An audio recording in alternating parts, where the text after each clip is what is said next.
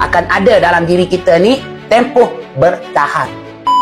Nak cepat capai matlamat target, buatlah tabungan emas, sebab emas ubat paling mujarab dalam kaedah menyimpan, mengekalkan kuasa beli jangka masa panjang, mengelakkan diri keluarga kita ni jatuh miskin secara tiba-tiba.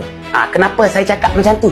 Tuan puan, emas ni apabila kita simpan, kita lupa, lama-lama ianya banyak. Apabila kita berjaya keluarkan emas fizikal, ianya susah nak terguna kepada benda yang bukan-bukan. Tindakan kita lebih rasional, pandai daripada sebelum ini. Contoh, kita tengok sofa rumah kita buruk. Kita tak ada duit cash, kita ada emas sahaja. Tindakan kita lebih rasional. Nantilah ada duit baru aku tukar. Kita tengok sport ring kereta kita buruk, masih lagi boleh diguna. Kita tak ada duit cash, kita cuma ada emas. Tindakan kita lebih pandai. Nantilah ada duit baru aku tukar. Akan ada dalam diri kita ni tempoh bertahan. Sebab tu emas boleh menjadi batu lonjatan kita capai matlamat target. Apa matlamat kita?